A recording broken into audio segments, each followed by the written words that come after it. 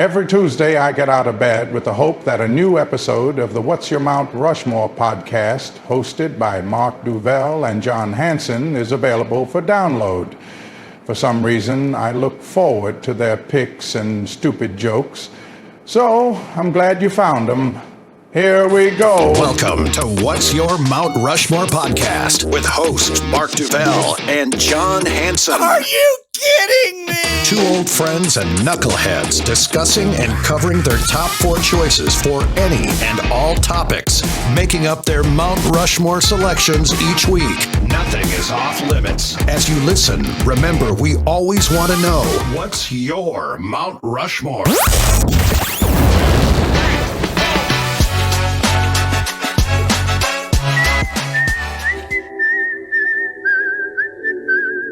All right, kids, welcome back. For this episode, I have my black belt on. I believe John has his brown belt on. He's just not quite there yet. But welcome back to another fresh episode of What's Your Mount Rushmore, the podcast. I am one of the hosts. My name is Mark Duvall. And I am your resident sensei, John Hansen. Thank you for joining us, grasshoppers. We're going to do a fun one today. It's Mark actually suggested this topic to me a few weeks ago, and my first thought was, man, I don't even know where to go with this because there's so many movies that I like, but a lot of these movies, I'll be honest, I haven't seen in recent years or recent months. But our topic, as you can see in the little thumbnail, is martial arts movies. And it's a very specific genre of movie. And it's one of those kinds of movies, you either like these movies or they're really not your thing. You know what I mean? True. And it is a very specific genre, but it's such a fun genre. Like these are kind of just fun popcorn movies, that really just haul you in, capture you because of the action and the fight scenes. That's usually the kind of the backbone of these and what makes them good. Yep. So I'm excited to hear your list. I think I picked four pretty good classics with maybe an honorable mention at the end that really kind of worked its way off my list because I'll be honest, and I'll talk about it later when we get to it. I recently watched it as an effort to prepare for the recording of this one, and it was going to be on my list. I rewatched it just because it is an older movie, and I went, holy shit, is this thing corny? This was so not how I remember it. Oh, wow. And I still want to talk about it, but I'm just going to bump it to an honorable mention. I'm actually more curious about that one than I am about your actual picks. Well, I'm going to make you sweat it out and hear what I'm talking about to the end of the episode about the one that got bumped. What a prick. Okay. Well, that's good. That gives us, me and the listener, something to look forward to, which is unusual because they usually don't look forward to our episodes, I don't think. And I apologize for the buildup if it is unnecessary. Yeah. All right. Cool. Well, I guess I'll dive into my first pick, right? Go for it. I don't know if this pick could be on your list. I hope it's not the one that you're making fun of, actually. So, again, when I was... now I got to think about that every time I say a movie. But my first pick is from 1988. It's Bloodsport. Oh. Jean-Claude Van Damme. Not what I'm talking about. And this was so close to being on my list. In fact, I actually felt really weird not including it because I remember how... I was so drawn to this movie back in the day. You said it was what, 88? Yeah. God, it's a classic, and I felt like I kind of wanted to force a Jean-Claude Van Damme movie into the mix. Yeah. But in the end, my four were like, God, it's right there. But I'm glad you picked it because I'm glad we get to talk about it. Just like you, this movie sucked me in the first time I saw it back in the 80s. I was a youngster, and you see this level of violence in a movie. It was pretty impressionable on me, and I loved it. And that was the first time we'd seen Jean-Claude Van Damme. At least, American audiences, that was sort of our big introduction. For centuries, the Society of the Black Dragon has sanctioned an ancient rite of combat known as the Kumite. Now, for the first time, the true story of America's super agent Frank Dukes can be revealed. International martial arts sensation Jean-Claude Van Damme in Bloodsport. He stars as an army captain in this movie, who's a ninjutsu expert, and he wants to compete in this underground illegal tournament that takes place every year in Hong Kong. Again, he's in the army. He can't. His superiors are like, no, you can't go do that. You're serving the nation here. You can't just run off to Hong Kong. So he sneaks off and goes AWOL and does it anyway. So while fighting in the tournament, they figure out where he went, and the army investigators are coming to try to find him. And they, there's a lot of drama and ass kicking and bloody scenes and all that stuff. But eventually, before the final fight, they do catch up to him, and he agrees. They agree to let him fight the final fight anyway before he goes back, and I'm assuming has to go to army jail when he gets back to the U.S. In this last fight, he beats the champion, and in a very dramatic fashion. I mean, it's the final fight scene between him and this guy, this big, massive, Asian guy who I would not want to mess with. Oh, by the way, I looked this guy up. That actor is 79 years old now. Yeah, in fact, I believe he's going to be in one of my picks here today. Not the lead guy, but I believe he's in the movie. That could be. He was one of those guys that was in a lot of martial arts movies, so that could very well be, whether as an extra or a stuntman or whatever. Yeah, and just to make you feel even older, Jean-Claude Van Damme himself is going to be 65 years old this year. And so when you go back and go watch this movie, these are two guys in the prime of their lives, beating the hell out of each other. And yet they're both senior citizens as we sit here today recording this podcast. But that's time. Time marches on. So. But I don't know if you know much about the backstory of this movie or not. No, not really. The movie supposedly was based on a real guy. He told people these stories about being in the army and fighting in these underground tournaments around the world when he was, back in the 1970s. And he actually this guy served as a technical advisor and a fight choreographer on the actual movie too. After the movie came out, suddenly these stories started to not hold water, and apparently this guy was full of shit. So these stories he was the Brian Williams. Yeah, I guess so. Yeah, fabricates and exaggerates. Don't bullshit me. He had been telling people that he was in the special forces and he had worked for the CIA, and he was this martial arts master that participated in all these underground illegal tournaments, and the whole thing was made up. In fact, the concept of this tournament is not even real. It didn't even exist. He literally made all this shit up, supposedly. So it doesn't take anything away from the movie, because the movie is a fictional story anyway. But when the movie was released, they claimed this is based on a true story. That's how they promoted this movie. I never knew any of that. That it was. I didn't even know it was supposed to be based on a like true events or a true story. But in fact, I guess it wasn't. He's a bullshit artist. It's a good thing you didn't know, because you would have been lied to like the rest of the world. The only other thing I'll mention about this movie too is that the video game Mortal Kombat was based on this movie. Finish him! And that tournament. And in fact, Johnny Cage from the game is sort of loosely based on Van Damme himself. I don't remember the character's name, because it has definitely been a minute since I've seen and watched Bloodsport. I loved how they depicted the obnoxious American guy who fights in it. Oh, Do you know who I'm talking about? Like, he's got big curly nappy hair. He's not really in shape. He's just kind of a fighter, like a bar fighter. Yeah. He ends up getting his ass whipped and lands himself in the hospital. But I just love that like they went out of their way to make the American a dipshit look like a slob, drunk asshole. And didn't the guy, what's his name again? The one that you said is like 70 some years old, the bad guy? I don't know the actor's name, but his character's name was Kong Lee, I believe.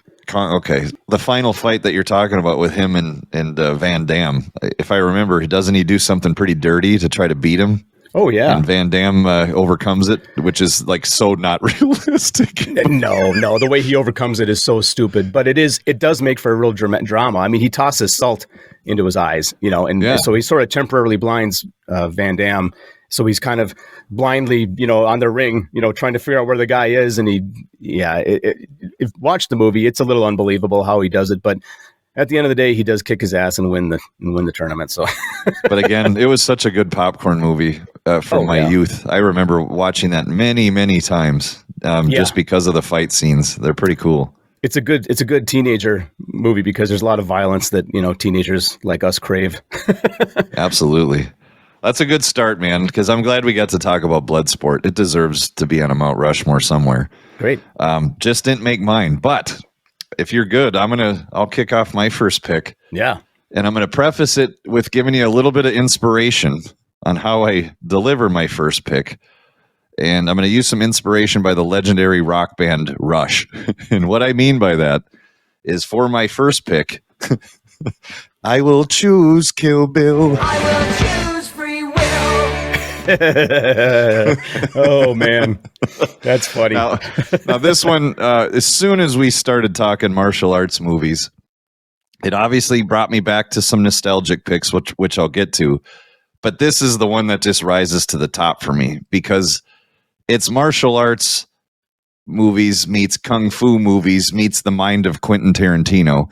And I don't think if you've listened to any form or any amount of our podcasts at this point that tie to movies, you're not going to be that surprised how much high regard we hold, specifically me, Quentin Tarantino. I love this dude's movies, and I love that he has such a deep passion for old school kung fu movies. Yeah. And that really is what inspired him to make the Kill Bill series 1 and 2, volume 1 and 2, I should say.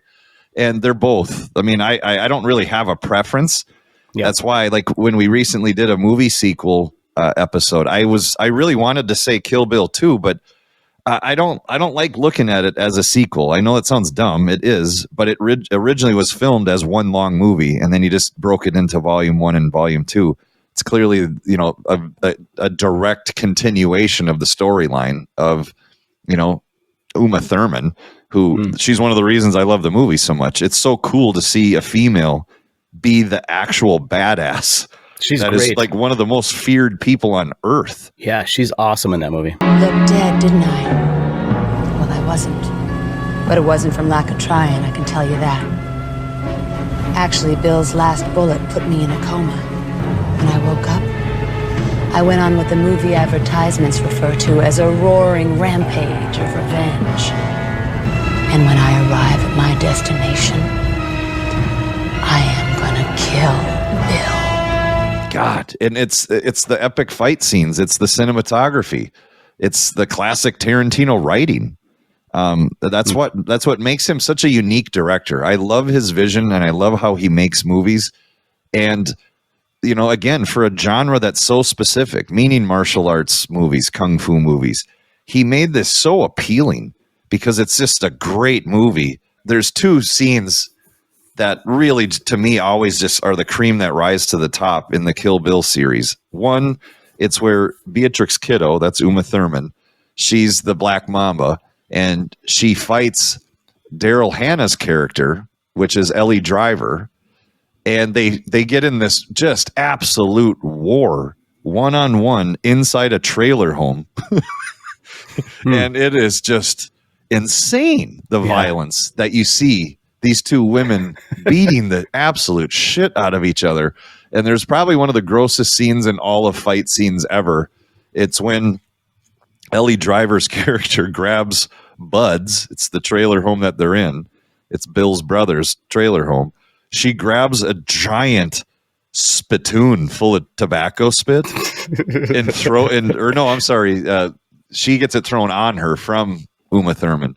But it goes all over her face, and she has to wipe it off, and just simply looks at it just goes gross. Gross. In the middle of like one of the heatest battles ever, she gets tobacco spit thrown all over her face. Oh, it's worse than getting punched in the face. It's that scene, and when Beatrix Kiddo, the Black Mamba, she fights and takes on the Crazy 88 at that weird, like Asian-inspired nightclub restaurant, and it's just this long battle where she literally fights about 88 people. yeah from and all her sword levels. play.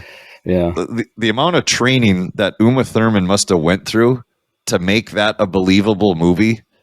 I actually would be scared of Uma Thurman, because if she turns on you, you're not gonna get through it. She knows some shit now. She has to. I mean, because that stuff was learned. I mean, that is it was so cool to watch. That woman deserves her revenge. And we deserve to die. That's what I'm going to kick off my list with. It's kind of new age. It's from 2003. So even that's over 20 years old now. But man, I just love that movie because it's such an homage to this genre. It is. So I'm going to say, first of all, I'm going to say it's not on my list, but the reason it's not on my list is maybe an obvious reason to you. We've talked about Tarantino a lot. We've even talked about Kill Bill a lot. We both love Tarantino movies, and I left it off my list because I knew it would be. I just knew it would make your list. I just knew it would. When we do our list, and sometimes there's, no matter what the topic is, something pops into our brain right away. I want that on my list. This one popped up on my brain right away saying, I know that's on Mark's list. Otherwise, it probably would have made my list. If I was doing this podcast with somebody else, I think it would have made my list. It's kind of the reality, though, to the listener. I mean, yet again, a big reminder. It's not like this is some secret. It does kind of speak to, you and I have known each other now an awfully long time. Yeah. And we have had a lot of these kind of discussions without a microphone in front of us. So we really do know a lot of our interests when it comes to pop culture, movies, music, sports in general. I mean, sports, we just kind of know. So that same rule applies to me sometimes, where I'm like, well, clearly he's going to put that on, so I'm gonna specifically avoid it. Yep. We call that a podcast decision. Yes, exactly. Yeah, and sometimes it's literally a podcast decision, because sometimes I'm prepared to talk about something, but then you say it, so then I'm like, I'm not going to talk about it now. So, and you mentioned it being a later movie. I agree. As far as a lot of these movies, they're definitely earlier. My pick, though, my next pick, if you're ready for me to move on to my second, please. It's actually even more recent than that, and it's also more than one movie. It's the John Wick movie. In John Wick series of movies, I guess. Absolutely badass. So the first one came out in 2014. It did spawn 3 sequels, a TV series. There's been 3 video games around the John Wick franchise. Obviously stars Keanu Reeves. We've talked about him. We both have an appreciation for him a lot. And also starring in this movie, I counted them. There is 1 million stunt doubles in these movies. So I counted them all. I watched it and I counted. So there's 1 million stunt doubles. Yes, very expensive budget. It feels like there's 1 million because, again, like that scene you mentioned with Kill Bill where she's fighting all those people that are coming out of nowhere. It's like that in John Wick movies. It's like there's occasional fight scenes between 2 or 3 people, but there's a lot of fight scenes where there's like 50 people, and a lot of it's going on all at once. And so I'm putting John Wick on my list, but I'm kind of going to be talking about it as a whole franchise, because let's face it, they're all basically the same concept. He just keeps kicking the shit out of people, one movie after another, looking for revenge. Yeah, they find a new way to piss him off with each movie, so then he has to go out and avenge somebody or avenge something.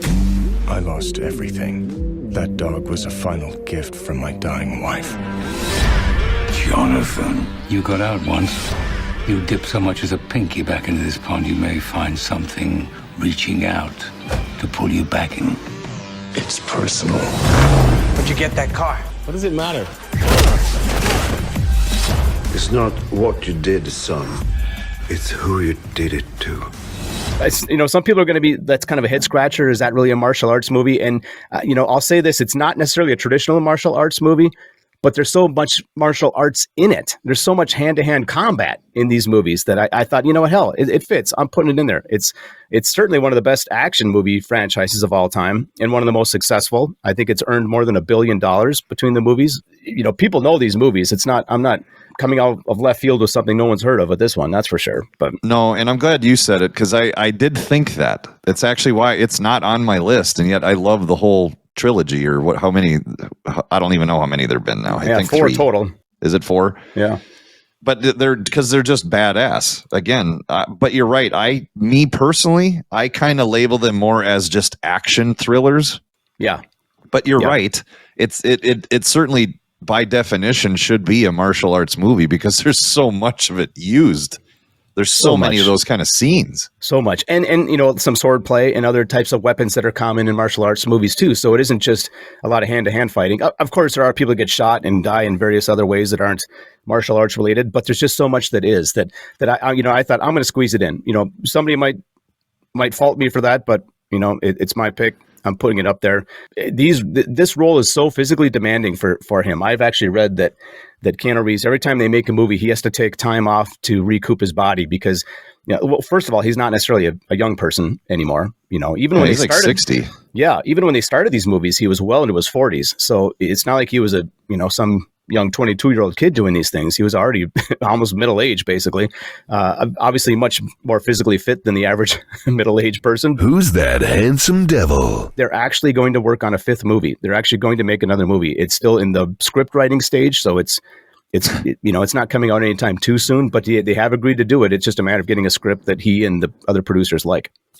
Well, the same rule applies to Uma Thurman as it applied to Uma Thurman. Keanu Reeves has been through so much training at this point that I wouldn't want to cross him either at this point. No. He'll have you down on your back with your arm behind your neck, and you'll be not breathing within seconds. I just know that he's had, and from the best in the world, he's been trained. Of course, exactly. And trained with some of the best stunt performers. Like I mentioned, those million stunt doubles. I mean, those guys, you learn from those guys too. And here's something interesting about this movie. I know I like to throw these weird facts at you.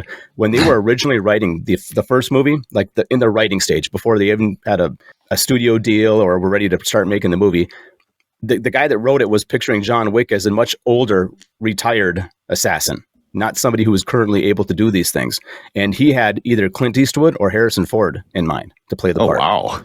Yeah. That's a totally different movie. Totally different movie. Yep. I mean, they obviously wouldn't have been as physical. It would have been I don't know what the movie would have been, but that's obviously it probably changed for the better. I think most people would agree. It's a better movie, better series of movies now than it could have been that way. It's I guess this shouldn't apply because it always feels like it means it had smaller success, but the John Wick series has such a cult following, but yet it's so popular. So I don't know if the word cult following applies. There's like a gray area. You can't be that big of a franchise when you're making $1 billion, but yet there's this whole like underworld that just loves Keanu Reeves specifically because of John Wick. And it's so crazy that here's this guy, Keanu Reeves, you can make a quick pivot. And hopefully this doesn't blow like a pick of yours. I hope you didn't do this, at least, because I will then give you a little bit of shit. But here's a guy who's in John Wick, and he's also in The Matrix. Yeah. And it's the same kind of violence. Yeah. You know, there's probably people who would put Matrix on this Mount Rushmore because, again, it's the same rule almost. There's a lot of fight scenes that involve martial arts training. Well, that is my next pick, by the way. So... No, I'm just kidding. It's not. But you're right. I agree with you because it crossed my mind, but I thought, well, John Wick is certainly, there's more fighting in John Wick than the Matrix series. There's more fighting in John Wick than almost any other movie, to be honest, other than some of these other martial arts. That's the kind of the thing about these martial arts movies, though. They're really about the fight scenes and the action scenes. And there's a couple of movies on my list. Well, Bloodsport probably would fit this too. It's just the plot itself, very simplistic. There's really not much to the plot. Let's face it. You're not watching it because of the plot, Yeah. So you're not hanging on to your seat like in Shawshank. No. Where's this going? No. Every time there's a stretch where there's some dialogue, you're like, okay, shut up and kick someone's ass already. Well, it's actually why I left The Matrix off this list. Is one, I picked it on our Mount Rushmore episode of sci-fi movies with our old homeboy Blaine Fowler out of Detroit Rock City. That's right. And I'm like, nah, because that felt more sci-fi to me than it did martial arts. But yeah, still, again, a damn icon in Keanu Reeves. I mean, again, I don't know why some people choose to make fun of this guy like he's some dipshit actor when he's been in some of the most successful movie franchises of all time. Yeah. And he's also supposed to be one of the most politest human beings that's walked Earth. Well, next to you, anyway. Oh my God, that is funny! For my second pick, though, I'm going to now dive into what is widely regarded as one of the greatest martial arts films of all time. And I think by even me saying such a bold statement, you have to probably already insert and imagine Bruce Lee. So this is my favorite Bruce Lee movie of all time. It's from 1973, his final film, Enter the Dragon. Yes. And this one's so crazy because it literally premiered I think it was 9 days after he died in Hong Kong, and then 1 month after it premiered in LA. And he's another one of those guys. I think we brought this up on Dead Rock Stars. Was he also died at the age of 32? Yeah, very young. And his trajectory, he was becoming this global sensation. Was a global sensation at that point. Because that movie, man, think about this. This movie, Enter the Dragon. And I'm sure, yes, his death like Batman with the Joker and Heath Ledger, this is kind of like that, where he died so tied to the promotion and marketing of the release of the movie that this thing cost $850,000 to make, but it grossed over $400 million, which would be like $2 billion in today's dollar versus 1973. Think about that. That's how big and how widespread this movie spread through the world because it was Bruce Lee's last movie. You know, great minds think alike, because my next pick, and when I get to it, I know you're not done yet, but my next pick, it's very much related to this movie, and it's going to be interesting. And the funny thing is, I have some of the same statistics I jotted down about the box office numbers for my movie. So it's almost mirroring what you just said. So that's funny that you have this pick. And it's wild. I mean, why personally for me, why do I pick Enter the Dragon over all of the other Bruce Lee movies? It really does go back to the simple fight scenes.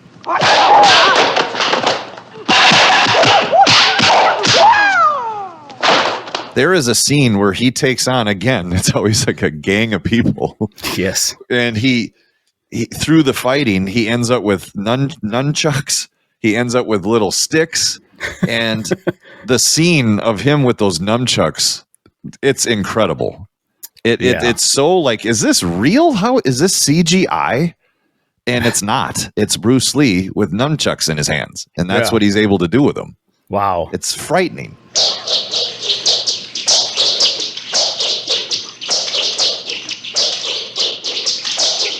And the guy you were talking about earlier from Bloodsport, he's in this movie, I believe, Enter the Dragon, as a young man. And he's just one of the fighters that ends up fighting and I think kicking the shit out of one of the American karate martial art fighters in Enter the Dragon, because it's very similar to the plot line of Bloodsport.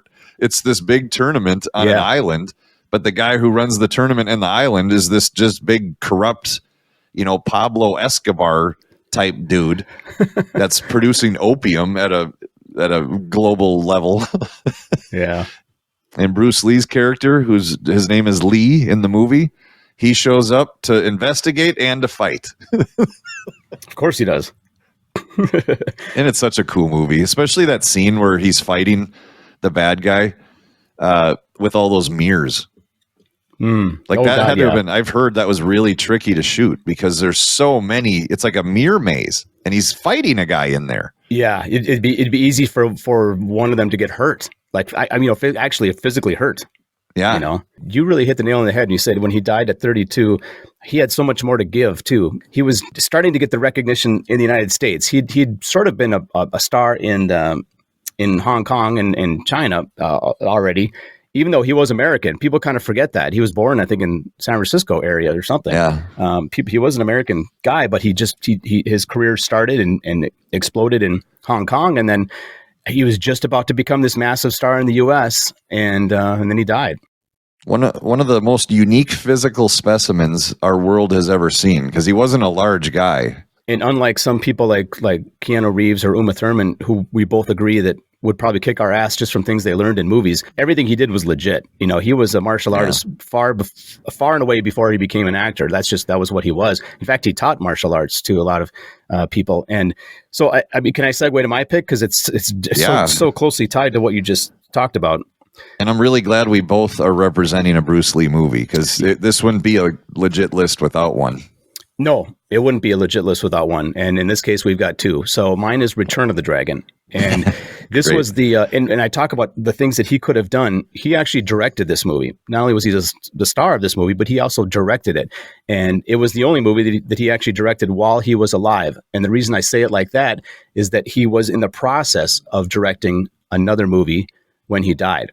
So he wasn't able to finish that. A lot of people would put Enter the Dragon on their list. I agree. I love Enter the Dragon. And I'll be honest, it probably is a better movie than Return of the Dragon. Return of the Dragon came out a year earlier in 1972. The reason why I actually put this one on my list instead of Enter the Dragon, 2 words: Chuck Norris. I had a feeling you were going to say that. Mr. Delta Force over here. Yeah. This movie was the film debut of Chuck Norris. And Chuck Norris actually was a student of Bruce Lee's. He actually had helped him with some of his martial arts training himself. And the culmination of this movie, Return of the Dragon, is this massive fight scene between Chuck Norris and Bruce Lee. And it's regarded as one of the best, one guy versus one guy fight scenes ever filmed, which again is a great credit to Bruce himself because he was directing it. The Way of the Dragon with superstar Bruce Lee as Tang Long and co-starring some of the world's greatest fighters. Chuck Norris, 7 times world karate champion. Robert Wall, the 1970 #1 karate professional. All in The Way of the Dragon. Bruce Lee's greatest achievement as star, director, and scriptwriter, The Way of the Dragon. I'm sure he was heavily involved in the choreography of the fight scenes too. I have to imagine, yeah. His hands were so tied to it, and a lot of people regard it as such a well-directed scene because of the lighting he used and the different camera angles that he used to make the two guys appear like larger than life. And so it just kind of goes to show that if he had continued in the directing world, he could have had a big impact on movies and probably done a lot of good there too. So this movie actually was released in Hong Kong in 1972, but it did not get a full release in the US until 1974. So well after he had died. Exactly how you described Enter the Dragon, because he was all of a sudden becoming this big star. And the fact that he had just recently died, it made this movie a giant hit. It made $130 million at the box office in 1974 money, which computes to about $700 million in today's money, which was more than 1,000 times as much as it cost to actually make the movie, more than 1,000 times the budget. So booyah there. So he also was on the verge of becoming extremely wealthy, I'm sure too. My God, yeah. Had he lived. Well, what's so weird too, there's always been like a mystery around his death. I mean, if I remember correctly, I don't have this in front of me, but didn't he die like his brain swelled up? It was some kind of an aneurysm type thing, and they found him unconscious, I guess, in a hotel room, I think, or maybe an apartment or something, and they tried to revive him, but they couldn't. He was gone. But there's like scuttlebutt tied to what caused it. I think that's maybe where the controversy I'm talking. I think everyone like agreed like that was his cause of death. His brain somehow randomly swelled up, but then everyone was trying to figure out why. Yeah. When there's a guy like this who's nothing but like a walking just poster boy of health and fitness and everything, his mind, body, soul type of guy, and then he dies at 32 from his brain swelling up. That's weird.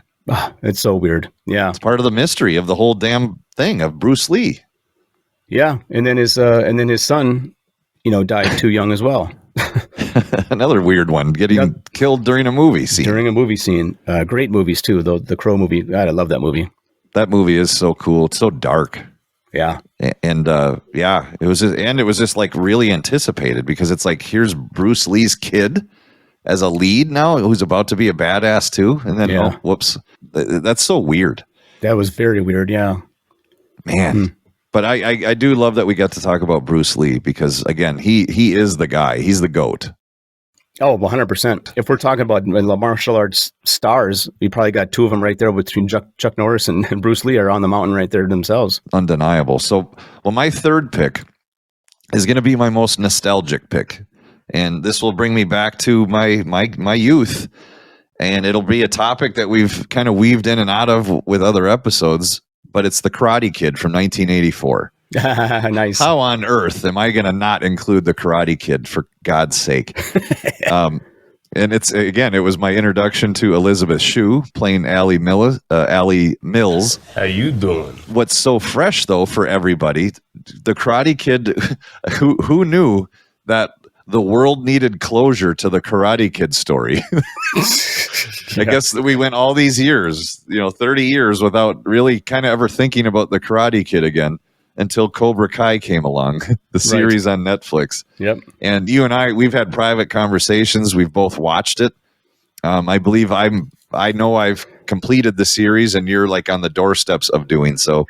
But the first couple seasons of Cobra Kai, it was pretty phenomenal. Yeah. But so much of that was rooted in the nostalgic element of it. Oh yeah, the nostalgic element of Johnny Lawrence and Ralph Macchio still being at war with each other 30 some years later. Yeah. But it's the whole thing, the whole scene of him, moving to California from the East Coast, being a Jersey, New York dude, and having that way about him and how he talks, how he looks, and the whole training, montages with Mr. Miyagi and the wax on, wax off, and all the weird shit, painting decks and painting fences and catching flies and chopsticks. What do I have to watch?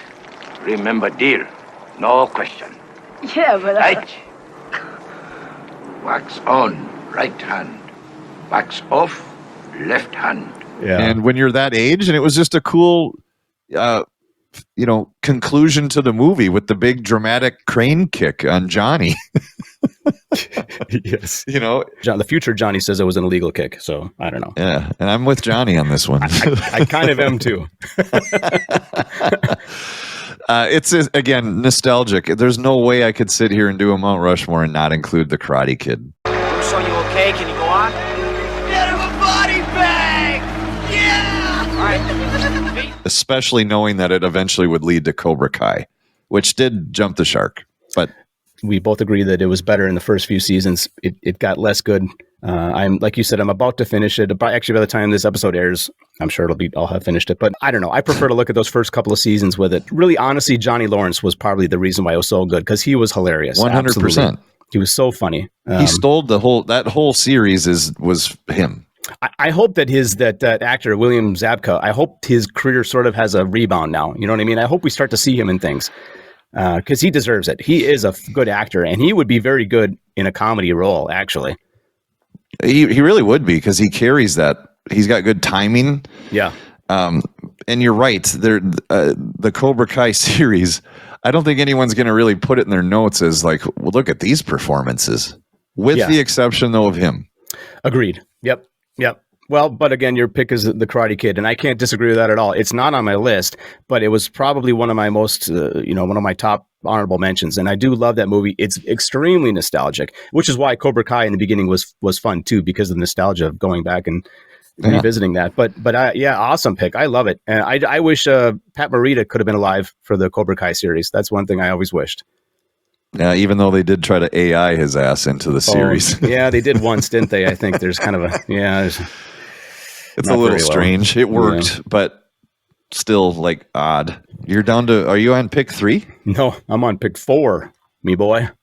Okay, we're running here. Yep. So my last pick is another guy that you might put on the Mount Rushmore of action. I should say martial arts action stars. The guy himself. It's a Jackie Chan movie, and it's from 1994. And this movie is The Legend of Drunken Master. I love it.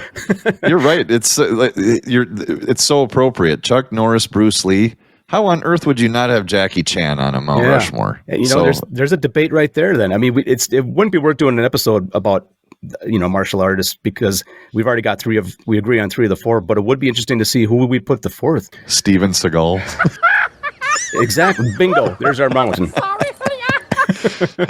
Oh, no, please not. I say that very sarcastically too, by the way. Indeed. So anyway, this movie, sometimes it's called Drunken Master 2, since it technically is a sequel to a movie that was made in 1978. This one came out in 1994. Both of the movies starred Jackie Chan, kind of like what I talked about with my Return of the Dragon. This came out in Hong Kong in 1994. It set an all-time record at the box office for Hong Kong movies at the time. And it wasn't until 2000 that it was released in the United States, because Jackie Chan, between 1994 and 2000, Jackie Chan became a massive star in the U.S. with all the movies he started doing here. So they're like, hey, we got this old movie that was really a big hit from 6 years ago. Let's release it now in the United States. And it became a massive hit here in the U.S. too. It takes perfect timing, expert training, and years of practice to become a master. But for this master, Here you go! it only takes one drink to become invincible. For this master, it's last call for the final brawl. Jackie Chan, the Legend of Drunken Master. We talked about this a little bit before, like many martial arts movies, the plot is really simple in this one. You don't go to see these movies for the plots. You go to see them to watch people kick each other's asses. In this movie, Jackie Chan gets caught up in this international incident that involves people trying to steal Chinese artifacts and smuggle them out of the country. The reason it's called Drunken Master is, if you haven't seen the movie, it's it's kind of a funny thing. And that's one thing about Jackie Chan too. His movies always have an element of comedy in them. Even the fight scenes that he does have these elements of comedy. And it's a lot of fun in this one too, because it's called Drunken Master because he becomes a better fighter when he's been drinking. Fat, drunk, and stupid is no way to go through life, son. That's the bottom line. And that's what happens in this movie. What I did not know about this until I did a little bit of research leading up to recording this episode is that the idea of a guy drinking and fighting is actually based on an old Chinese fighting style that was called drunken boxing. So, and drunken boxing had nothing to do with actual drinking. It was just that the person would mimic a drunk person. That's how I box. We both would be good at that. But the person would mimic a drunk person in their moves, and somehow it's an actual fighting style. Believe it or not, I didn't know this. I looked it up. There's totally Wikipedia pages about this. If you're curious, it's bizarre. But in the movie, he actually drinks, and so it's a play on that thing. He drinks, he becomes a better fighter, and then it becomes a very funny. The whole thing is funny because of that, basically. I think most fights I've witnessed in life have been that style. Although most times you do not become a better fighter when you're drinking, unlike Jackie Chan. But I mean, in the fight scenes in this movie, kind of all of Jackie Chan movies are like this. They're as impressive for fight scenes as they are funny. I mean, they're actually hilarious. The way he moves around, and sometimes things fall and he's catching things out of the air, and it's just you're laughing along with watching ultimately him kick these other people's ass. So yeah. Anyway, I don't think I looked up, by the way, Jackie Chan just turned 71 years old a few days ago. Holy smokes. Yes. Again, it's a weird part of getting older ourselves, as we see all these Hollywood people that I feel like we've been watching most of our lives become old. They're becoming the elderly. Yeah. Well, and it kind of goes to show that Jackie Chan being 71, when he was making a lot of these movies, he was probably already 40, in his 40s. And he was that physically fit and that physically active into his 40s to be able to do these things. So impressive. I love Jackie Chan. He's good all around. Well, I'll put a big bow on Jackie Chan because that's my final pick too. So I might as well ride the Jackie Chan wave. Yeah. And mine's just a few years after your pick. It's 98 and I'm going Rush Hour. Yeah, of course. And I can't not include it. It's Jackie Chan. Had to represent my list, a lot like Bruce Lee, but I picked this one because it's my favorite Jackie Chan movie, and a lot of which has to do with the chemistry he had with Chris Tucker. Damn, Chan, some greasy shit. You ain't got no better food like some chicken wings, some baby back ribs, some fries or something? Chinese food, no soul food here. I didn't say nothing about no soul food. I said you got some better food. I don't want that greasy shit. How you gonna sell a big box of grease? I'm chini what? Come on. I'm no punk bitch. I ain't no punk bitch neither. I'm no punk bitch. Knock that head off, Chin. Come on. I mean, that movie's hilarious. Yes. And when in 1998, that was just like, I think one of the comedy of the year type thing. There hadn't been a funny movie other than like American Pie. And it was like a modern day Beverly Hills Cop with a martial arts twist to it. Sure. That's kind of the vibe it had. It was funny and it had action and it had great fight scenes. And the one thing about Jackie Chan that's always been so mind blowing is the fact that he does all of his own stunts. Yep. And especially when you're talking about the age that he was at filming these movies, he's in his 40s doing like ridiculously physical demanding stunts. Yes. And tricks and flips and fitting his body through small areas and jumping. And oh my God. I can't even imagine how many injuries he must have had throughout his movie career doing all this crazy shit. Oh, he had to have. That movie, Rush Hour, clearly was Chris Tucker's big breakout, right? He became a global phenomenon. Like, oh, here comes the next Eddie Murphy type. Do you understand the words that are coming out of my mouth? And I guarantee that ties to the Beverly Hills Cop vibe. But what's crazy is, who was up for that role? Of playing Officer or Detective John Carter was Martin Lawrence. Yeah, that makes sense. And again, probably would have done okay, but I'm so glad Chris Tucker got the break because he, again, comedic timing was perfect. Oh yeah, he had a run there where he was really big for a while, and like a lot of stars, then they sort of fade away, and you don't hear from them. So I don't know what he's up to. Actually, no, I take that back. I actually heard that they're actually making a new Rush Hour movie. I don't know if you heard that.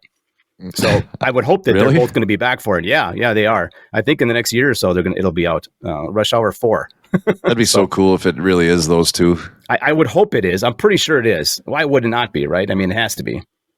But you said he's 71. I mean, he probably does will this be. Joker still think he's going to run around doing his own stunts at 71? Maybe. I don't know. Good point. That's a good point. I mean, there'll probably be a bit of a scaled back version. I'm sure he won't be doing quite as much stuff, but he probably is physically fit enough to do a lot of it. Maybe just not quite to the level, but I had this on my notes and I forgot to mention this earlier. Jackie Chan was actually an extra in Enter the Dragon. He was. He was like one of the henchmen. Yeah. Yep. He was a young buck. Probably somebody that got his, see, that's the thing about these massive fight scenes where they're fighting like 14 people. Sometimes you just like 1-2 punches and that guy's done and he's gone out. Then you move on to the next guy. You might have been one of those guys where he's on screen for like 2 seconds. 1 punch, 1 kick. You have to pause it at the right moment just to identify the guy and go, yeah, that was me getting my ass whipped by Bruce Lee. Yeah. So we've gone through our 4. So I'll now jump back in and I'm gonna sneak in the honorable mention. You fucking sneaky bastard. And the movie that I recently watched that I thought deserved to be on my Mount Rushmore, which turns out it did not deserve, is Best of the Best with Eric Roberts. Wow, yeah. And I remember it being I felt like it was like Bloodsport to me as a kid. It's an 80s movie. And there's some like legit stars, like Sean Penn's brother, Chris Penn, is in it. James Earl Jones is in it. In fact, James Earl Jones delivers a great line, which we have to include right here. No alcohol, no drugs. You will eat, sleep, and shit competition. It's such a phony nonsense movie now after recently watching it. It's so corny. And it's bad writing, it's bad everything, and I don't remember it being that way as a kid. And I think that sometimes you and I have talked about this. That's the danger of revisiting stuff from the 80s. Sometimes it'll work and it still holds up, and sometimes, wow, it does not. Yeah. And the Best of the Best falls under that second category. The latter there is horseshit. Horseshit! Like I barely got through it. I don't think I've seen it since the 80s. So now you're telling me I do not waste even an hour and a half of my life on it. Just go back and watch one of yours on your list. I mean, I'd rather watch Kill Bill for the 48th time than watch Best of the Best for the now, I guess would be like the 4th time. Yeah. What happened to Eric Roberts, man? He was one of those guys who was around. He had some movies in the 80s and then fell off. I don't know. I think he just got himself tied up in the party scene of Hollywood and kind of created a reputation for himself. Because if I remember correctly, the last time I've seen Eric Roberts was in the HBO series Entourage. And guess what he was in that role? He was taking them out to the Joshua Tree Desert to trip. So I don't even know if he was acting. They might have just ran into him that day and said, hey, want to be in this episode? What are you up to today? I was going to go to eat shrooms in Joshua Tree. Well, close circuit to Chad in Utah. Eric Roberts is Julia Roberts' older brother, and he was actually a star way before she was. Yeah. No, he's been around. He was a star in the back to the mid 80s, early to mid 80s is when he first came on the scene. So do you have any honorable picks that just fell short of the big 4? Honestly, you mentioned 2 of my honorable picks, the Karate Kid and Enter the Dragon. The only other one I had even written down, and this probably would not have made my list, was the movie Kickboxer. It's an okay movie. I wonder if that one would hold up. That one might not hold up either. So that one, I don't think it would have made my list anyway. Enter the Dragon, Karate Kid certainly were more legit honorable mentions for me. And but I'm very happy with my list, No, I am too. Because when I look at it, I for all the wrong reasons, just to be a dipshit, I was going to say Beverly Hills Ninja with Chris Farley, just as a way to honor Chris Farley. Yeah, I was going to mention that movie too, and then I forgot about it until you said. Damn it, you beat me to it.